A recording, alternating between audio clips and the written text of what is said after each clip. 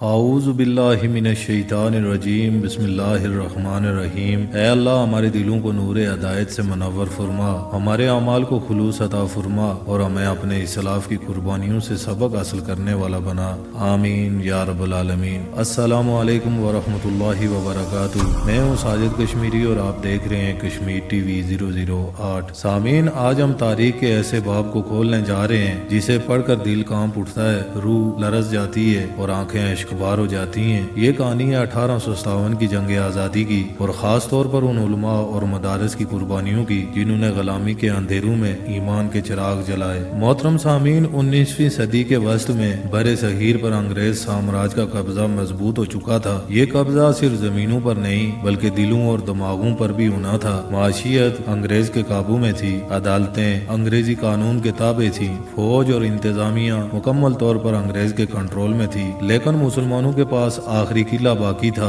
دین اسلام اور اس کی تعلیم گاہیں یعنی مدارس۔ سامعین، یہ مدارس محض تعلیمی ادارے نہیں تھے، یہ ایمان کے چراغ تھے۔ یہی وہ مراکز تھے جہاں سے آزادی کی فکری بنیادیں اٹھی۔ 1857 میں جب جنگ آزادی کی چنگاری دلی سے بڑکی تو سب سے پہلے جواب علماء نے دیا۔ مدارس کے طلباء، اساتذہ اور مشائخ اپنی اپنی مساجد سے نکلے اور اعلان کیا کہ اسلام غلامی کو برداشت نہیں کرتا، ہم انگریز کی غلامی نہیں کریں گے۔ یہ صرف ایک نعرہ نہیں تھا، یہ ایمان کی صدا تھی، یہ قربانی کی صدا تھی۔ انگریزوں کو یہ اچھی طرح معلوم تھا کہ اصل خطرہ توپ یا بندوق سے نہیں ہے، اصل خطرہ ان مدارس سے ہے، جہاں قرآن کی تلاوت ہوتی ہے، جہاں طلباء کو دین اور غیرت سکھائی جاتی ہے۔ چنانچہ جب بغاوت پھیلی تو سب سے پہلے نشانہ بنایا گیا مدارس کو۔ دہلی کے سینکڑوں مدارس ڈھا دیے گئے، ہزاروں طلباء اور اساتذہ کو موت کے گھاٹ اتار دیا گیا، کئی مساجد کو استبل اور گودام میں بدل دیا گیا۔ سامعین، انگریز مورخ اپنی کتاب میں لکھتا ہے کہ میں نے دہلی اور اس کے مضافات میں 50 کلومیٹر کا سفر کیا، ایسا کوئی درخت نہیں دیکھا جس پر کسی طالب علم یا عالم کی لاش نہ لٹک رہی ہو۔ ذرا سوچئے، ایک شہر، ایک تہذیب، ایک علمی روایت سب خون میں نلا دی گئی۔ شاہ عبدالعزیز دہلوی رحمۃ اللہ علیہ نے سب سے پہلے انگریز کے خلاف جہاد کا فتویٰ دیا۔ سید احمد شہید اور شاہ اسماعیل شہید نے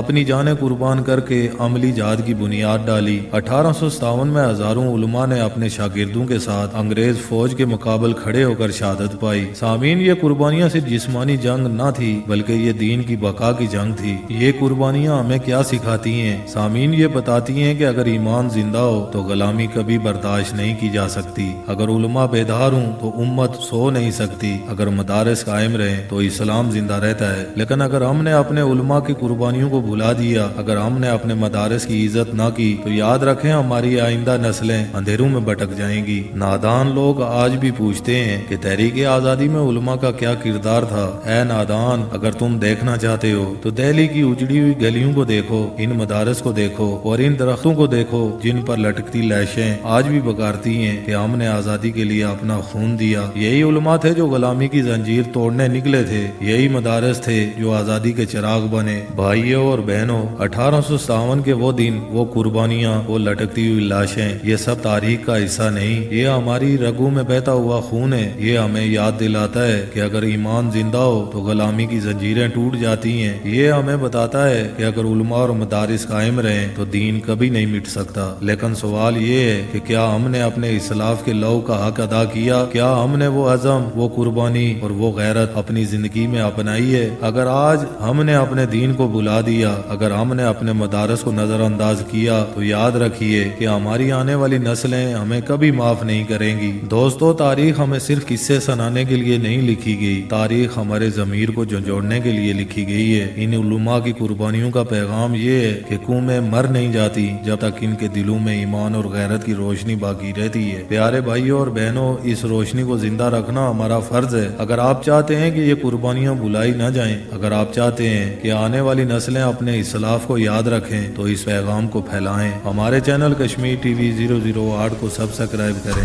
یہ صرف ایک بٹن دبانا نہیں ہے، یہ عہد ہے کہ ہم اپنی تاریخ کو زندہ رکھیں گے، اپنے دین کی شمع کو بجھنے نہیں دیں گے۔ اللہ ہم سب کو اپنے اسلاف کی قربانیوں کا وارث بنائے اور ایمان کی روشنی ہمارے دلوں میں ہمیشہ زندہ رکھے، آمین یا رب العالمین۔ وآخر دعوانا ان الحمد للہ رب العالمین۔